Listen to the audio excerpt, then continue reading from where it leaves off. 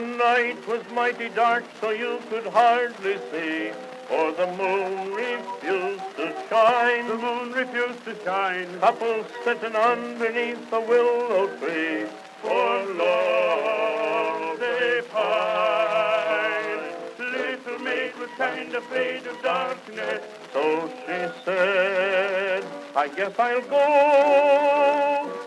Boy began to sigh, looked up at the sky, told the moon his little tale of woe. Oh, shine on, harvest moon up in the sky. Good evening and welcome to Marquis' Victorian Puppet Theatre's Better Late Than Never Halloween Extravaganza. And tonight have we got a fun, festive, celebrative performance for you tonight. The Victorian Puppet Players are proud to perform a Victorian Halloween. And you're probably wondering, Marquis, what is a Victorian Halloween? Well, I'm glad you asked. In the 19th century, they took old traditions, mixed them with new traditions, and being the culture of death, they're always looking for an excuse to throw a party, and Halloween was the perfect opportunity. So they would throw wild parties. They would have songs, dancing, music, poems, plays, all sorts of fun stuff. But it wasn't about scaring the crap out of each other. It was about looking for love, if you know what I'm saying. Yes, I'm sure you do. So tonight, the Victorian Players will be performing songs of romance and the supernatural. They'll be putting on a Parlour Drama for you.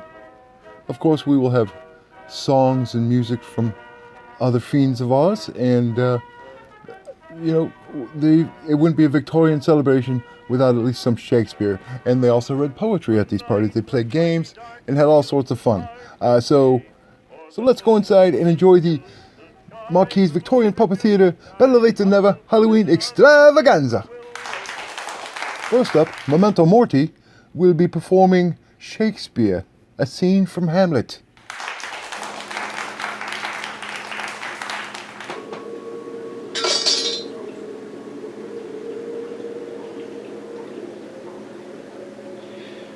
I am thy father's spirit, doomed for a certain term to walk the night, and for the day confined to fasting fires. But that I am forbid to tell the secrets of my prison house, I could a tale unfold, whose lightest word would harrow up thy soul. List, list, oh list. If thou didst ever thy dear father love, revenge his foul and most unnatural murder. Murder? Murder most foul, as in the best it is, but this most foul, strange, and unnatural. 'Tis given up that sleeping in my orchard a serpent stung me. But know thou, noble youth, the serpent that did sting thy father's life now wears his crown. Oh, my prophetic soul, my uncle, by that incestuous and adulterous beast, with witchcraft of his wit, with traitorous gifts, won to his shameful lust the will of my most seeming virtuous queen. But soft,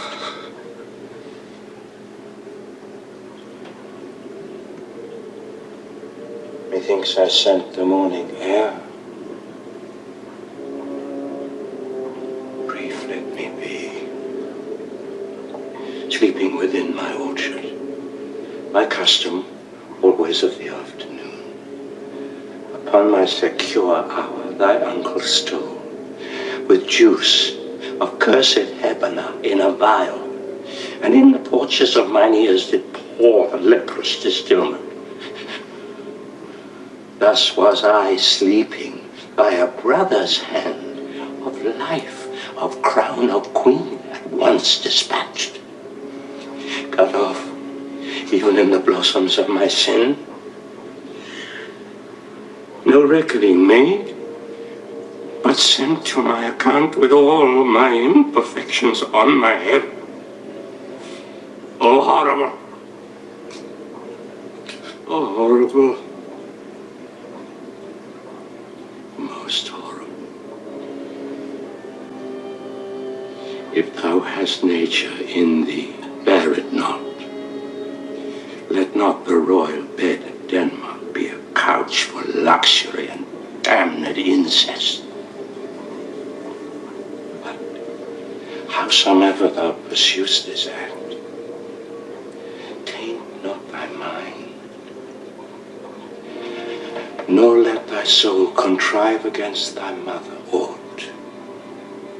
Leave her to heaven, and to those thorns that in her bosom lodge to prick and sting her. Fare thee well at once. The glowworm shows the matin to be near, and begins to pale his ineffectual fire. Adieu.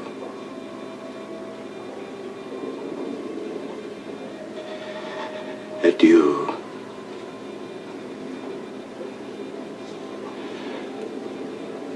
Adieu. Remember me.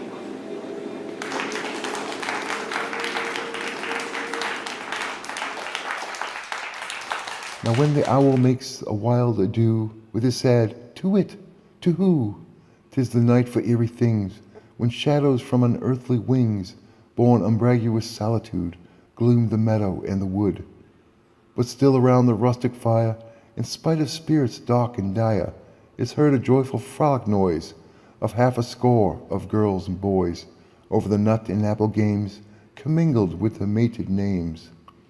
Others, although the chimney roars its ancient welcome out of doors, run to the oat stack or the barn, untwisting some a ball of yarn, or seeking in a spectral brook some telltale apparitions look.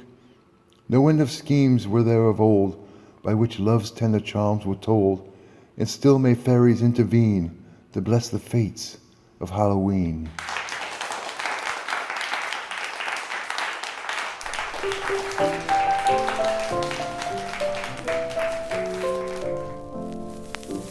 When I came to this house a year ago, I thought I'd stop a while, just long enough to meet a man who'd smile a certain smile. I'd hoped he'd look at me and say, I'll marry you soon and take you away. But the men who come here seem to be interested only a while in me. They go way down the stairs, not knowing that somebody cares. And I think as I sit here, how nice it would be if one of them came around twice to see me. Oh well, there goes the bell. Maybe it's him. I'm getting ready for my lover, whoever he may be. Gonna put cold cream on my face, wear a petticoat made of lace. Got to hurry up now, got to make haste. I'm getting ready for my lover. You see, I've never had a lover, though I have waited all my life. Put a pink ribbon in my hair, not so strange to think he'll care. I'll open the door and he'll be there. I'm getting ready for my lover. Maybe he'll smile when we meet tonight. I look pretty good if the light's just right. I'm getting ready for my lover.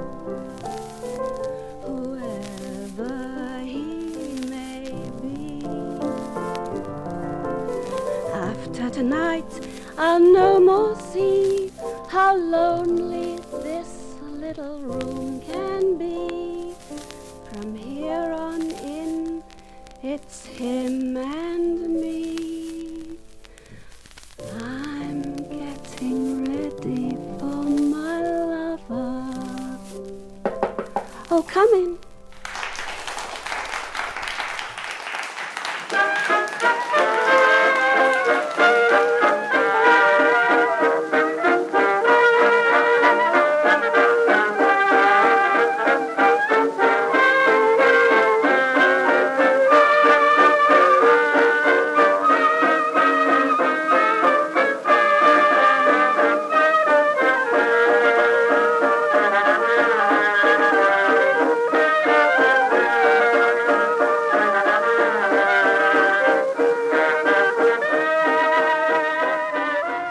On a dark Sunday morn, here now I lay, in a prison of earth, dirt, maggots, and clay.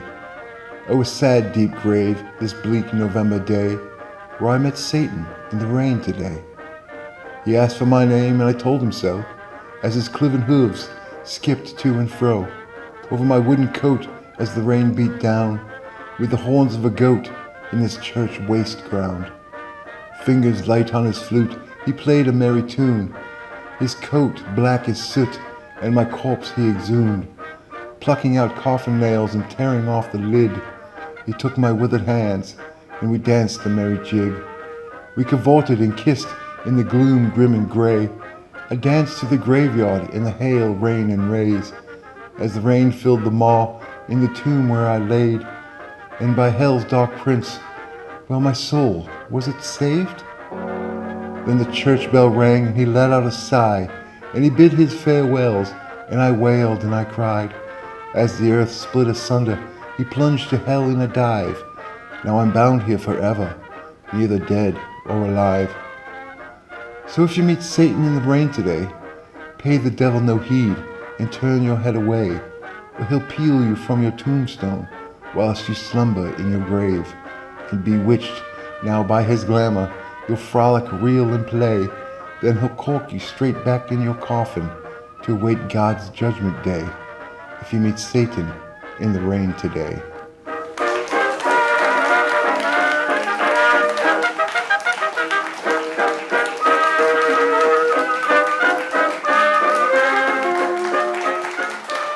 Clara moved into the creaky mansion, lured by its somber mystery. Each room she entered, shifting shadows flickered at the edge of her vision, their whispers just out of reach. One chill night, a figure materialized beside her bed, its eyes gleaming an eerie blue. Clara stifled a scream, paralyzed.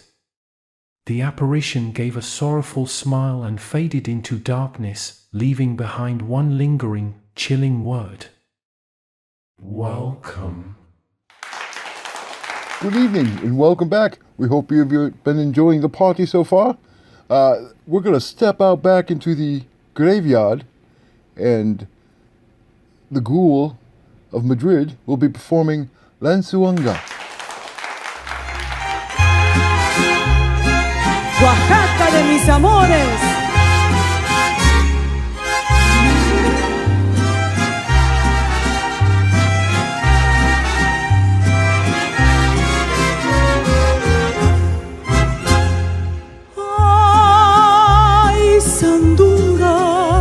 Sandunga, mamá, por Dios. Sandunga, tú eres teguana, mamá de mi corazón. Ay, Sandunga, Sandunga, mamá, por Dios.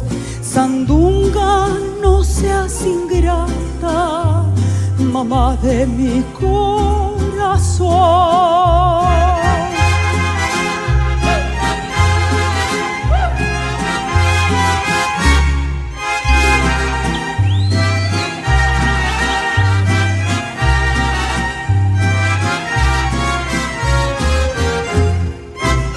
Si al cielo subir pudiera, Sandunga y mamá, por Dios, las estrellas te bajara, cielo de mi corazón. Ay, sandunga, sandunga, mamá, por Dios. Sandunga, tú eres mi yunca, mamá de mi corazón.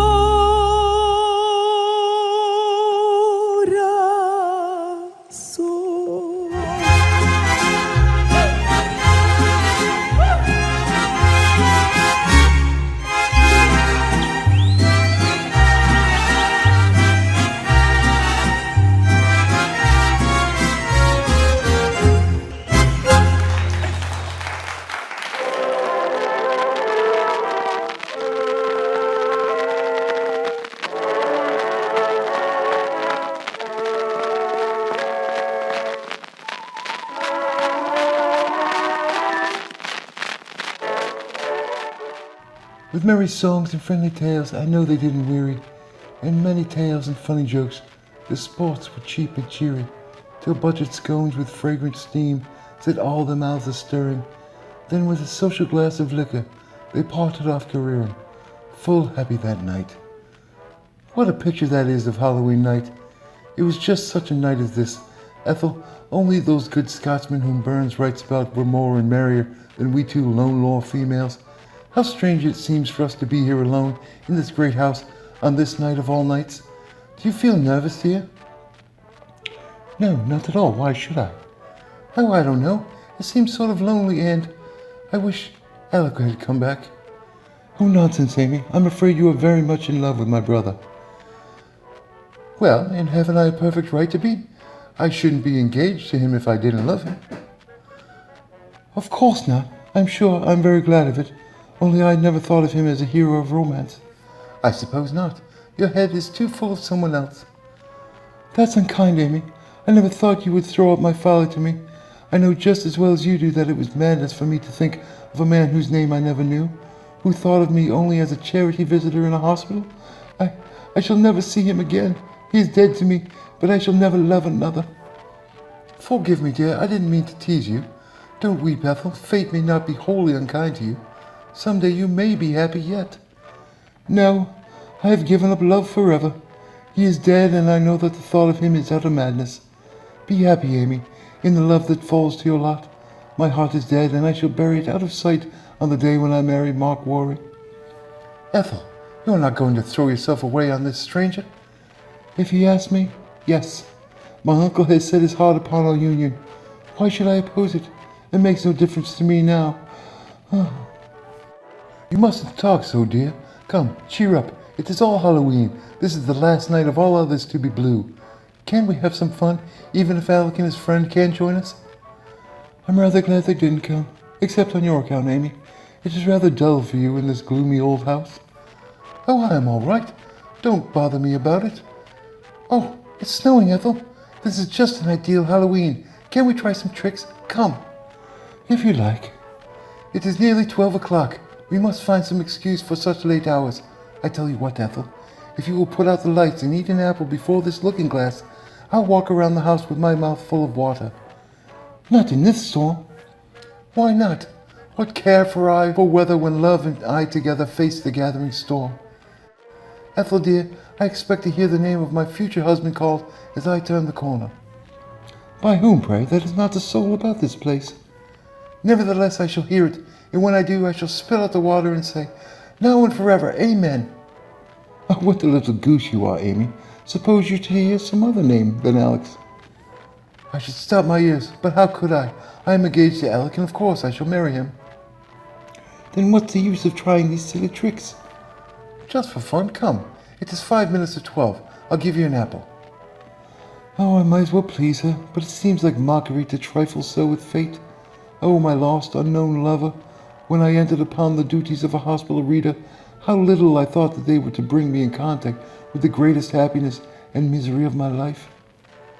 Here it is. Quick, the clock is going to strike. Put the lights out. You'll get your death, Amy. Oh, this is better luck than I expected. I thought they'd all be gone to bed. There was a light on here a moment ago. Whew, It's awfully cold. I thought we'd never get here. Oof! Oh, excuse me. I beg your pardon. It is his spirit. How I am punished for my folly. In heaven's name, leave me. Do my eyes deceive me, or does this dim light cheat me with a vision of happiness? Lady, speak to me. Are you not she who, when I lay sick alone in a strange city and was taken to St. Mary's Hospital, came to me like an angel from heaven, soothing my fever with sweet dreams of love and happiness? Are you not whom she I lost and I mourn so bitterly? Speak. Oh, is it possible that you are here? They told me you were dead. A man's identity is often lost in a great hospital. My number was confounded with another's, but I am here, alive and well, to tell you that I have thought of you night and day since you left me. Tonight I came here, hopeless, yielding to my uncle's wish, ready to marry his niece. You? Then you are Mark Warren? I am. And you? Tell me, dearest, by what name shall I call you that love cannot divine? I am Ethel Barton. Can such things be in real life, dearest? I have loved you for so long. Oh, and if you will, may I make my uncle's wish my own? Will you marry me? Gladly, now. I have found him, Ethel. Just as I turned the corner of the house, I heard someone say, Alec, there's a light at the window. I spit out the water and said, now and forever. Amen. And then... She ran right into my arms. Goodness, how dark it is in here. Hello, Mark. Is that you? Yes, it is. I've made quick work of it, you see, old boy. Your sister has promised to marry me. Well, I should say you had.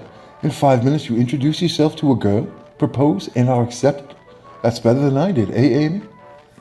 But Mr. Waring and I have met before. I was once a reader in a hospital where he lay sick. Oh, then you have found your sister of mercy, Mark, the fairy you used to rave about. And this is he? Oh, Ethel, it's like a storybook. Yes, your sister is the woman I fell in love with, Alec. Congratulate me. You'll never call my Halloween trick silly again, will you, dear? Never, Amy. This night is hallowed indeed. After this, I believe in the fates. It was a blind piece of luck, our catching this late train down. And who'd have thought that Mark would turn out a hero? I should. My dear, I think it is time a little solitude would do them good. Don't you think we'd better leave them alone?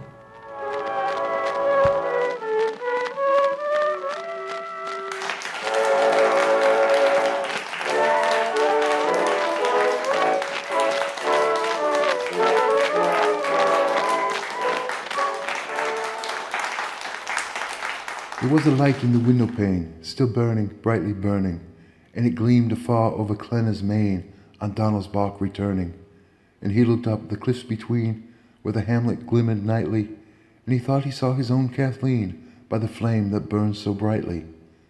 It was upon All Hallows Night, when the candles bright were burning, that beams fell from the constant light on Donald's bark returning. It lit like a star on the darkening scene, and made his heart beat lightly, for he thought he saw his own Kathleen by the flame that burned so brightly. He moored his bark, the hamlet near, where the candles bright were burning, but a mournful wail met his startled ear, All Hallows Night returning. And he heard a name in that piercing keen, and saw a shroud gleam whitely. 'Twas the waking light of his own Kathleen, the flame that burned so brightly.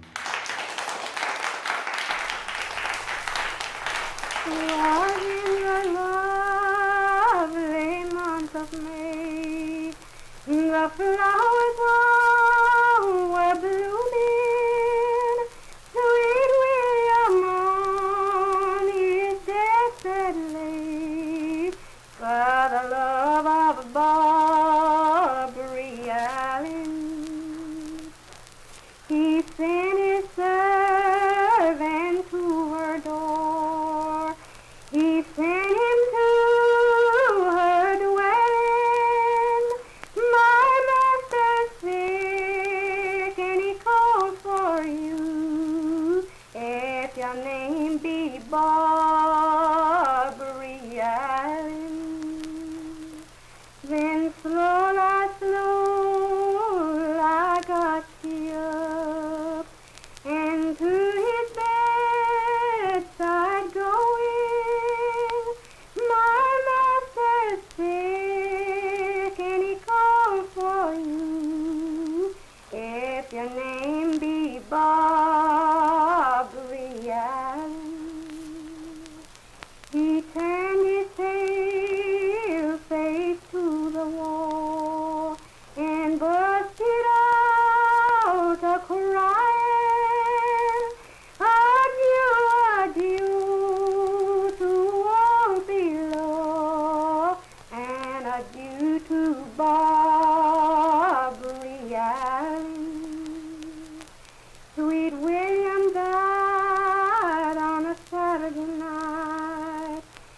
Barbara died a Sunday.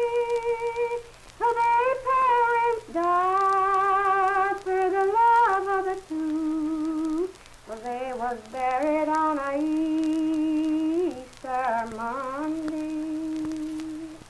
A white rose blew on William's grave. A red rose blew on Barbara's. They twined and they twined in a smooth lover's knot. A warning young people to marry.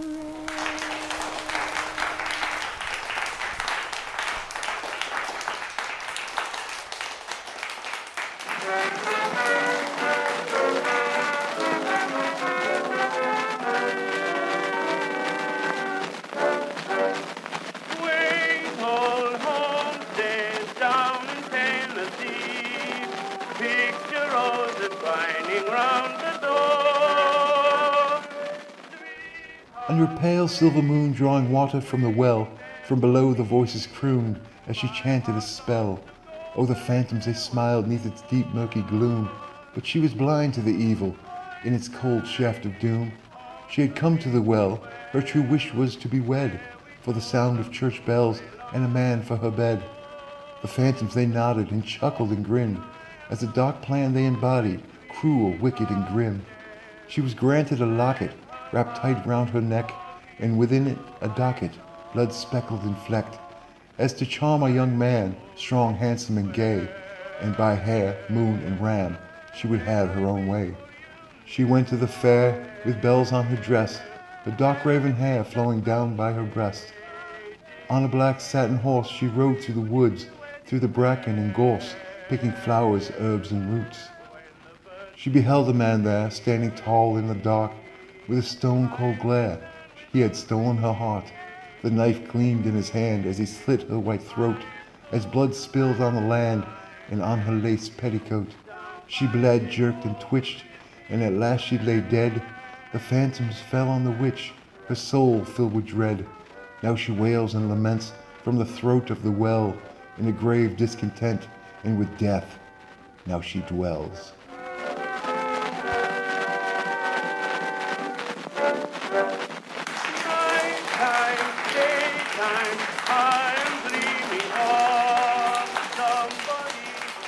What a plague is this of mine, won't close his eye, though I wrap him over the head as cosy as can be. Sleep! And let me to my work, all those clothes to iron. Jenny with the iron teeth, come and take the child. Take him to your own den, where the bogey resides, but first sink both your big teeth into his small plump sides. Give your old grey head a shake, split him for my pain. Take him where no kiss is going, when he awakens. What kind of noise is that I hear coming down the street? Well I know the thump-thump of her beetle feet. Mercy me, she's at the door, hear her lift the latch, shush, and cuddle mammy now closer around the neck. Jenny with the iron teeth, the child has off his clothes, sleeping safe and sound, I think. Don't touch his toes. Sleeping kids are not for you. You may turn about and take away small Tam next door. I hear him screeching out. Thump, thump, away she goes back the road she came. I hear her at the other door, arsking about Tam. He's a grouchy, whimpering thing, the worst in all the town, little like my own small kid. Gosh, his sleeping sound. Mothers have an awful work with their children at night, knocking on the chair with prongs to give the rogues a fright. Older kids are scared with less, well enough, we know. Bigger bogies, bigger Jennies, frighten adult men. Welcome back. We're glad you're still with us. We're going to take a moment and step down into the crypt where Dracula, with the assistance of Lucille, will be performing Why Don't You Do Right?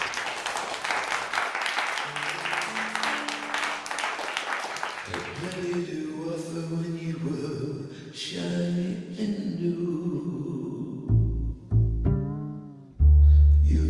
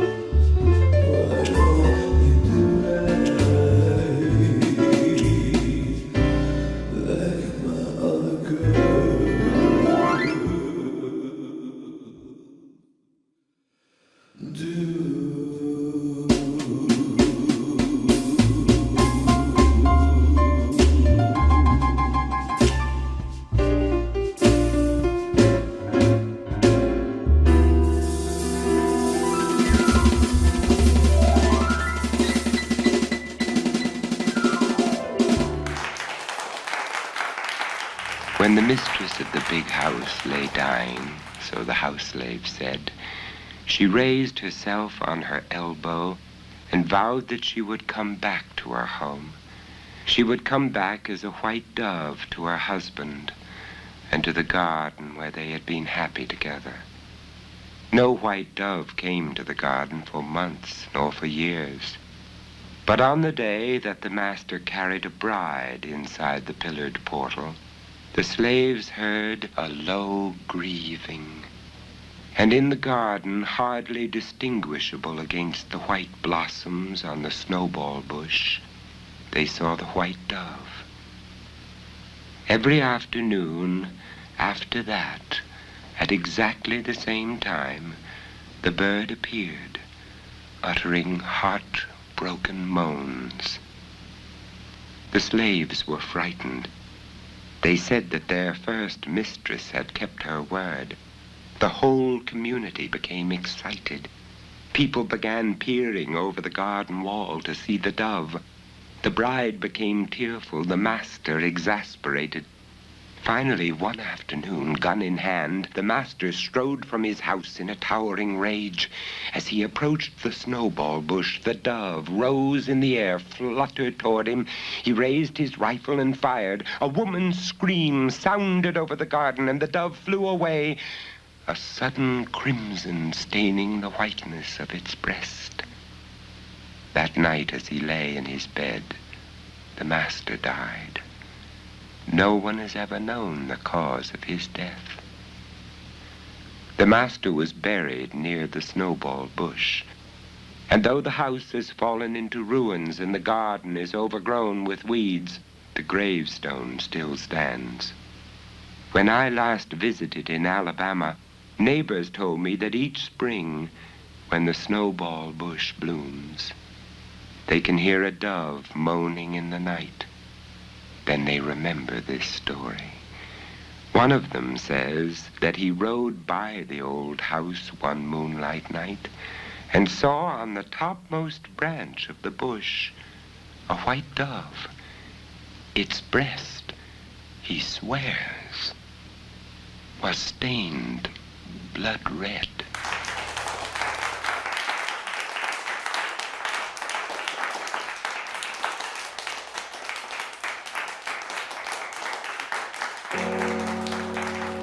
You lie abed and take your ease. The poor souls do so nevermore. You spread your limbs and are at peace. The souls move on from door to door. 5 boys and 1 white sheet. A wisp of straw beneath the head. 5 fell of earth to fill the grave. These are the riches of the dead.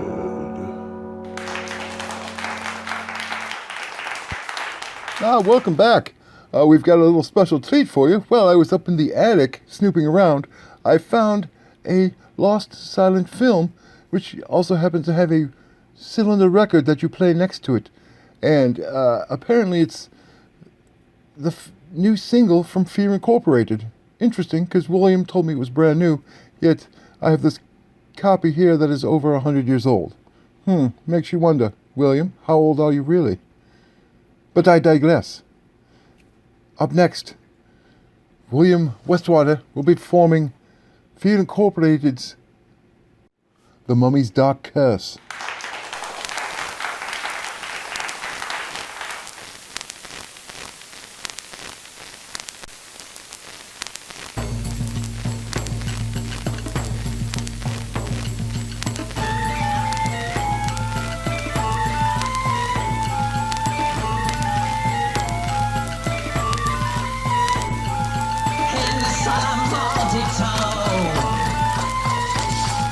In the grim and canvas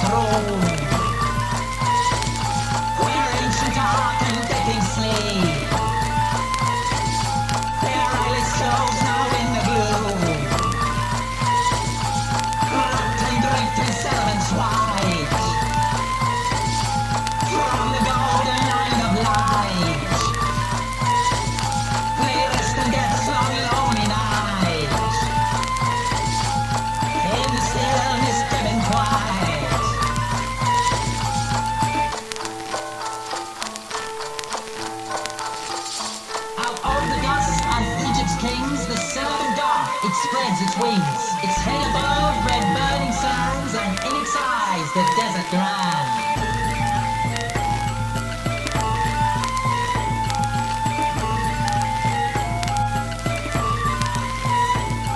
It throws the sacred beetle sign.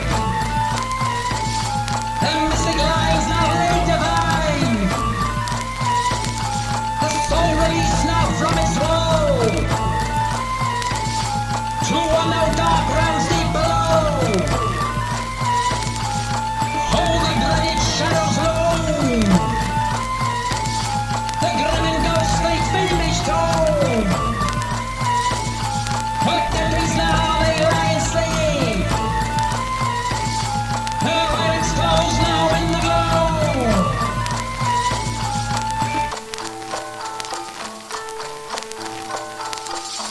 In pyramid lands the jackals cruel, and ancient hacks await your doom. Beneath the sands across the world, the darkest magic now unfolds.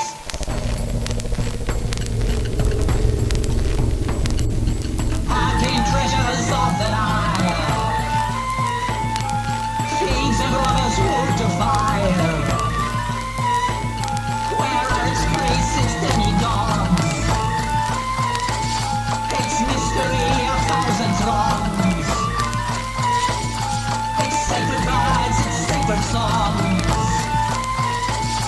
Its spirits watching overhead. Of men who knelt with humble dread before the shrine and holy charms. For those without eternal heart, they bow their heads in reverent fear. Upon his cast the flaming spear. Don't dare defy this ancient lore. A curse is scrawled upon the floor. Do not disturb the slumber deep, or it's for death your soul to keep.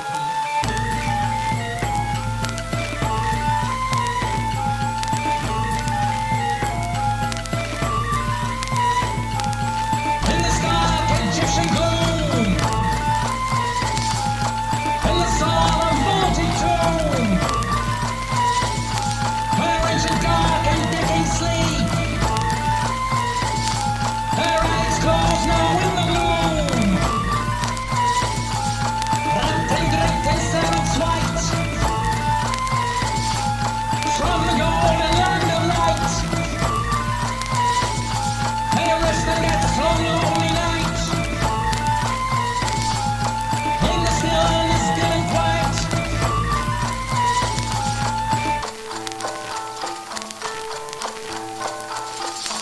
In pyramid lands the jackals croon, and ancient hacks await your doom. Beneath the sands across the world, the darkest magic now unfolds.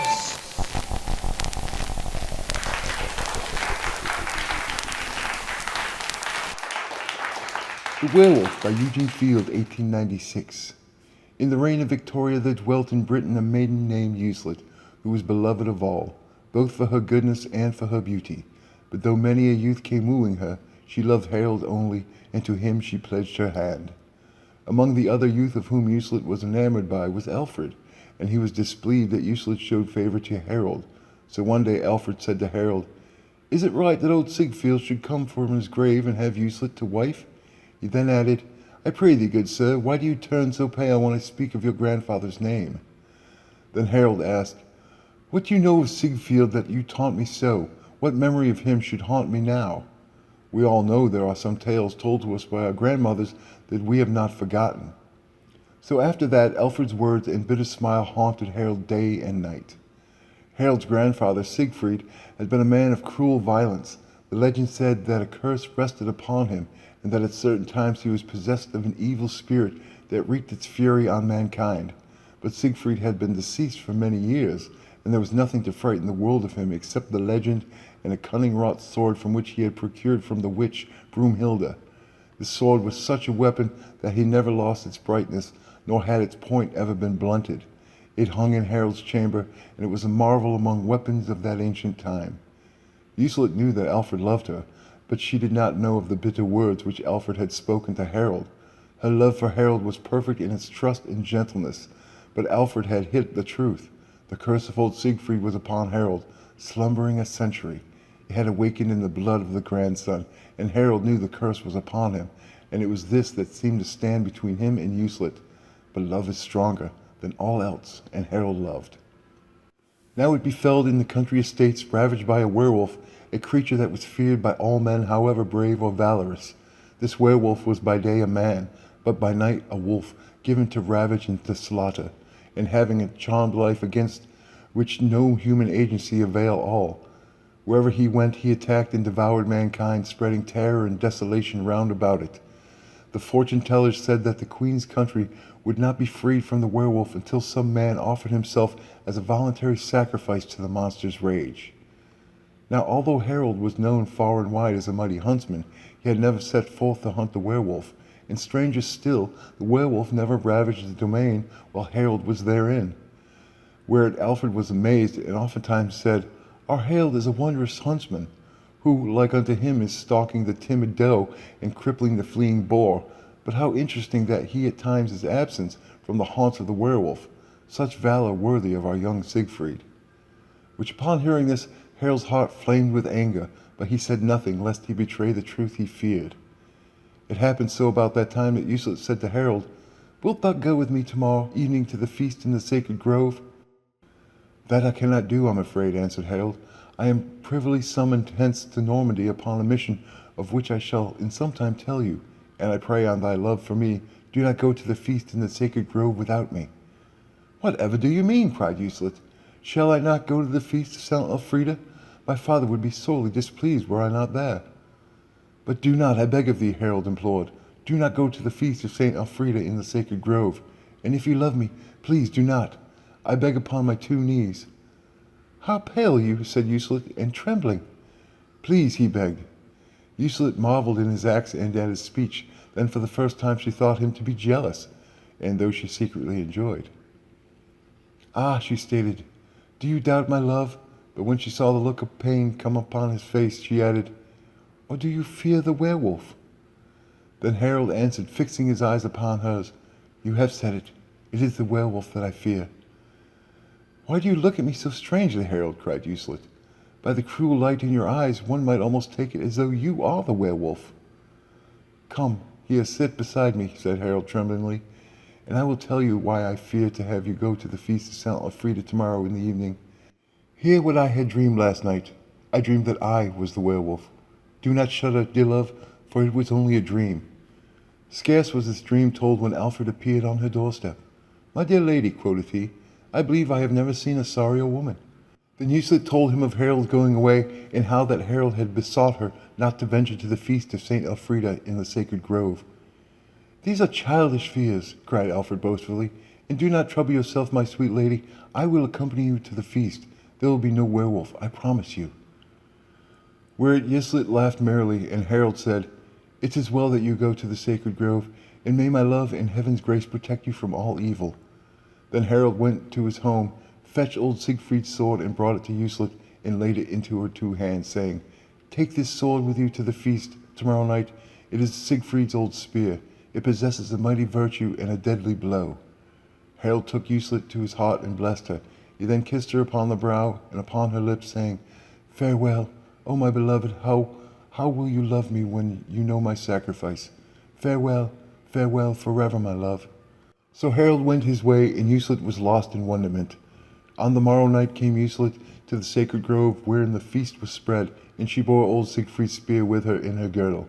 Alfred attended her, and a score of lusty yeomen were with him. In the grove there was great merriment, and with singing and dancing and games withal did the honest folk celebrate the feast of the fair St. Elfrida. But suddenly a mighty turmoil arose, and there was cries of "The werewolf! The werewolf!" Terror seized upon them all. Stout hearts were frozen with fear. Out from the further forest rushed the werewolf, bellowing hoarsely, gnashing his fangs and tossing hither and thither the yellow foam from his snapping jaws. He sought Uselet straight, as if an evil power drew him to the spot where she stood. But Uselet was not afeared. Like a marble statue she stood, and saw the werewolf coming. The yeomen, dropping their torches and casting aside their bows, had fled. Alfred alone abided there to do the monstrous battle. At the approaching wolf he hurled his heavy lance, but it struck the werewolf's bristling back. The weapon was all too shivered. Then the werewolf, fixing his eyes upon Euclid, skulked for a moment in the shadow of the yews, and thinking then of Harold's words, Euclid plucked old Siegfried's spear from her girdle, raised it on high, and with the strength of despair sent it hurtling through the air. The werewolf saw the shining weapon, and a cry burst from its gaping throat, a cry of human agony, and Euclid saw in the werewolf's eyes the eyes of someone she had seen and known, but 'twas for an instant only, and the eyes were no longer human, but wolfish in their ferocity. A supernatural force seemed to speed the spear in its flight. With fearful precision, the weapon smote home and buried itself by half its length in the werewolf's shaggy breast, just above the heart. And then, with a monstrous sigh, as if it yielded up his life without regret, the werewolf fell dead in the shadow of the yews. Then the very truth, there was great joy, and loud were the acclaims, while beautiful in her trembling pallor, Euclid was led to her home, where people set about to give a great feast to do her homage, for the werewolf was dead, and she was the one that had slain him. But Euclid cried out, "Go search for Harold, go bring him to me, nor eat nor sleep till he be found." "Good my lady," quoth Alfred, "how can that be, since he hath betaken himself to Normandy?" "I care not where he be," she cried, "my heart stands until I look into his eyes again." "Surely he hath not gone to Normandy," outspake Hubert. "This very eventide I saw him enter his abode." They hastened hither in a vast company. His chamber door was barred. "Harold, Harold, come forth," they cried, as they beat upon the door, but no answer came to their calls and knockings. Afeard, they battered down the door, and when it fell, they saw that Harold lay upon his bed. "He sleeps," said one. "See, he holds the portrait in his hand, and it is her portrait. How fair he is, and how tranquil he sleeps." But no, Harold was not asleep. His face was calm and beautiful, as if he dreamed of his beloved. But his raiment was red with the blood that streamed from a wound in his breast, a gaping, ghastly spear wound just above his heart. Good evening and welcome back. We hope you enjoyed the Victorian Puppet Players performance of A Victorian Halloween. We hope you had a fun and safe Halloween, All Saints Day, Day of the Dead, Samhain, whatever you subscribe to. Thank you for joining us. I would like to give a shout out to my friends in Spain, El Trasero de Lula, for, of course, the wonderful marionettes that were created. My friend William Westwater for writing such wonderful, creepy little poems, and, of course, his guest performance. I'd like to give a shout out to my brother and his now wife, Krista. What's up? And, of course, I'd like to thank you for joining us tonight. Again, thank you, and until next time, we'll see you on the other side.